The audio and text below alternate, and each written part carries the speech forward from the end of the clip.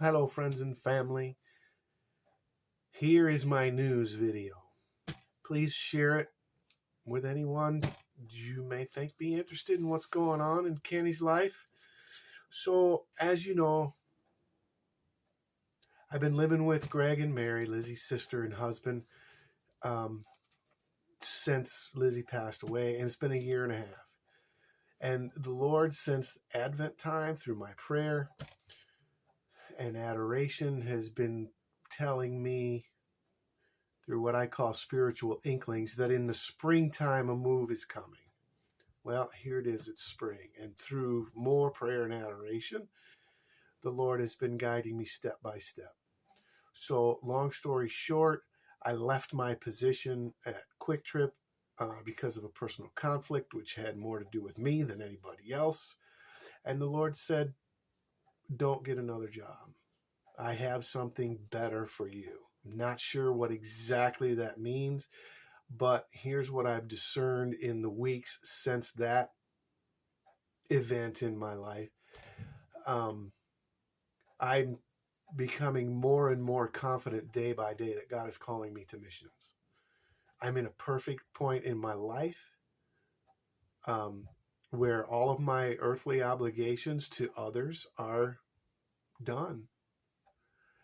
Lizzie's kids are grown. They're having kids of their own. They're both doing fine, Steve and Maria.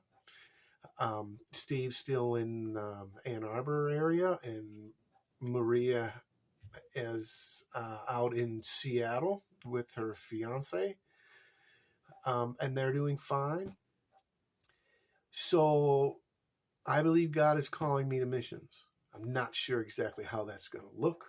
I'm not sure exactly where, but I will tell you Mexico is on my heart. I don't know if it's Mexico specifically or if it will be among Spanish-speaking or Mexicans here or abroad. But regarding my living situation presently, I know that the time has come for me to move out. At first, I thought it was going to be, okay, start working part-time, get a place of your own, find an apartment, rent a house, find a roommate. But those are the things I'm doing right now. I'm sharing expenses with Greg and Mary.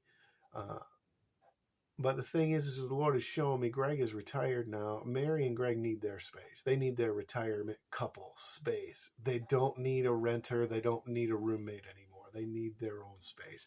Stuff's going on with their family, their kids, their grandkids. And the Lord is, he's making a way for them as well as, bringing about his will in me. So all of this is in God's will. We are convinced. So what is leading me to this? I've come across some scriptures that have just really jumped off the page and that God has really made vibrant and alive to me like he can do in this when you read the scripture in the spirit and in prayer. The first two scriptures are Mark 1:18 and related Luke 5:11. And these are both in the calling of the apostles. Now, months ago in the Advent season, and even before, I began a spiritual direction process, meeting every month or so with my pastor, Father Tom Melvin, who's now pastor here at St. Joachim Catholic Church.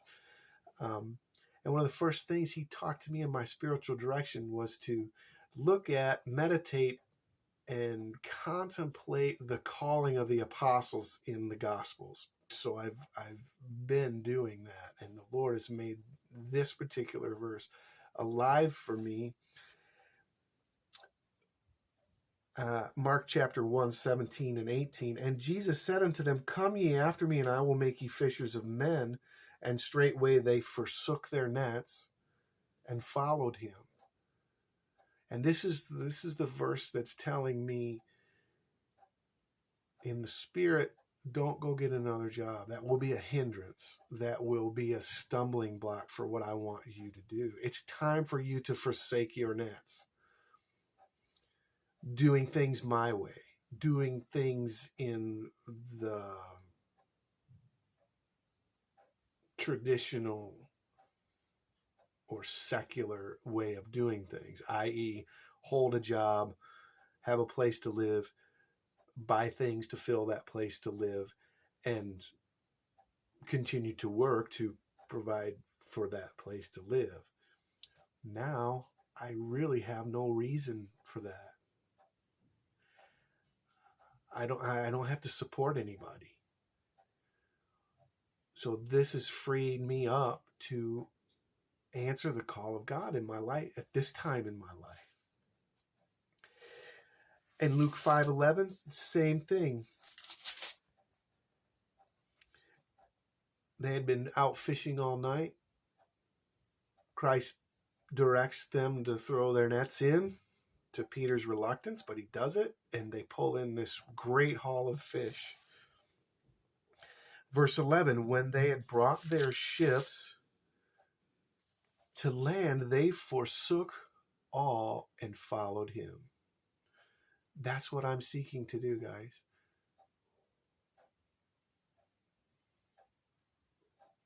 And pardon me if I get a little weepy, but I just sense that God's hand is on me for a new adventure, if you will.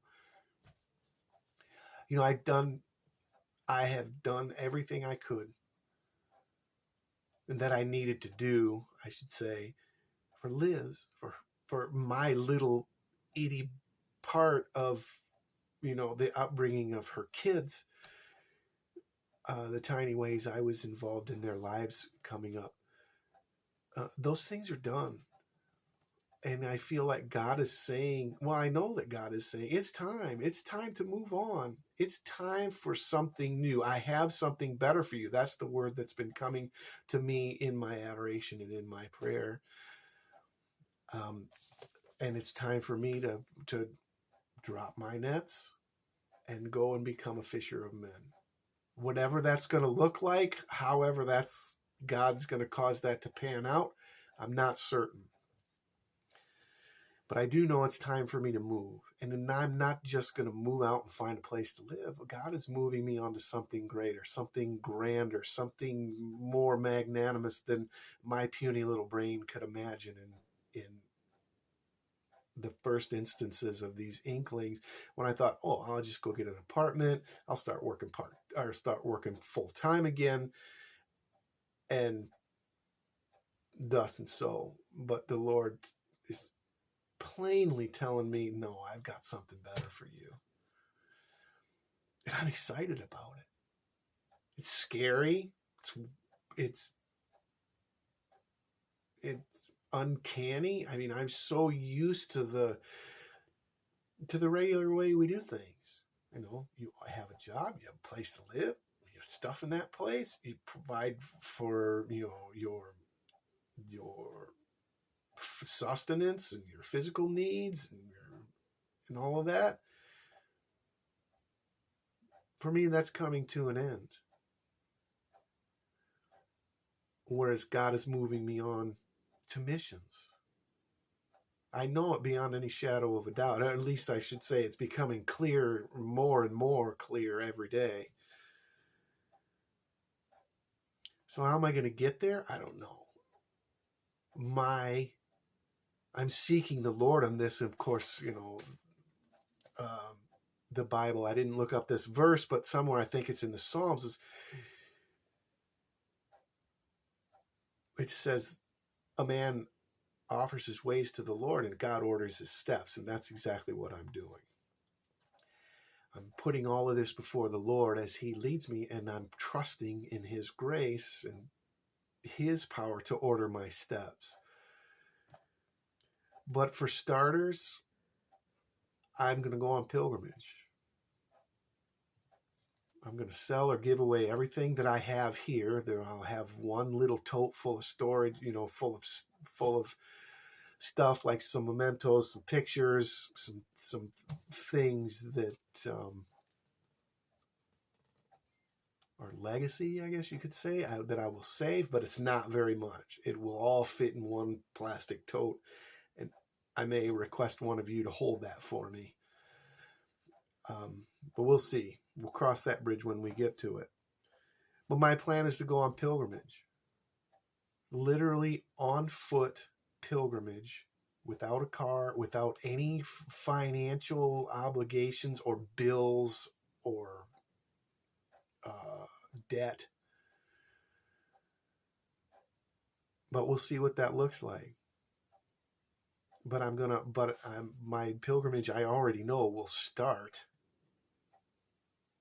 at the Shrine of Our Lady of Guadalupe, in just across the river from here in La Crosse, Wisconsin. And that's because I have this desire in me toward Mexico. I've never thought about it before, but a year ago I decided to start learning Spanish. So I've been learning Spanish. I've been praying some prayers in Spanish. I'm almost at the point where I can pray the complete rosary in Spanish with all the prayers. And also I've been working on the Divine Mercy Chaplet in Spanish. So that's my beginning. But I also have a great desire to visit the Shrine of Our Lady of Guadalupe on Tepeyac Hill in Mexico City. That's my bucket list request before God. He may fulfill it. We'll see. But I have been discerning. I am constantly in prayer. I've been spending some time on a pilgrimage just locally, day trips, one or two night overnight trips in the last few weeks,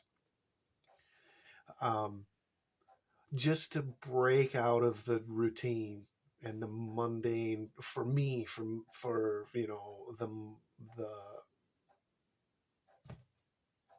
the simple routine of life, just to let God start working and changing my mindset, changing my paradigm, so that I can answer this call. And lastly, I ask you to pray.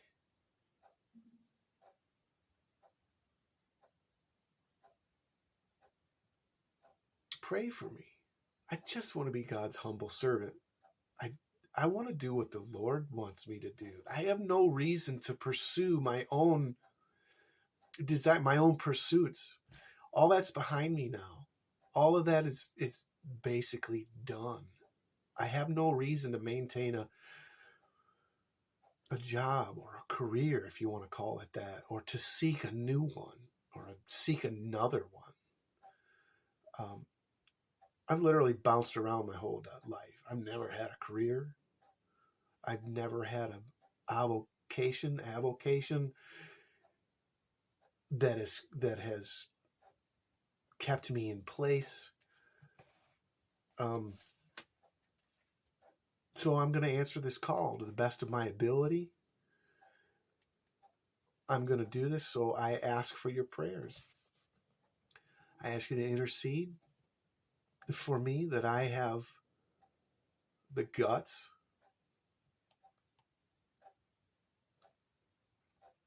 and that God would impart wisdom and grace to answer this call. Because John 15, apart from me, you can do nothing. I want to do it with Jesus, not for Jesus. The power comes in abiding and being a branch on the vine, being with Jesus. A word that the Lord gave me in adoration very soon after Lizzie and I reverted to our Catholic faith and came back and learned about Eucharistic adoration. One of the very first things the Lord said to me was, Kenny, or Kenneth, that's what the Lord calls me by my full given name when he speaks to me. He says, Kenneth, I no longer want you to live for me.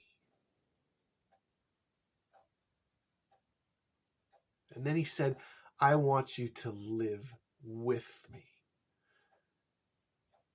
And I want to do that with whatever time God has for me on this planet left. So I thank you. It's a little bit longer than I originally anticipated, but I've got everything out that I wanted to share with you. Any questions, queries, complaints, leave them in the comments or shoot me a text. I love you all. You are constantly, continually in my thoughts and prayers. And I am praying for your struggles, your challenges, your hills and obstacles in the journey of faith that you have to overcome. And you will overcome in Him. Many blessings to you all, and know that I love you all. And we'll see you when we see you.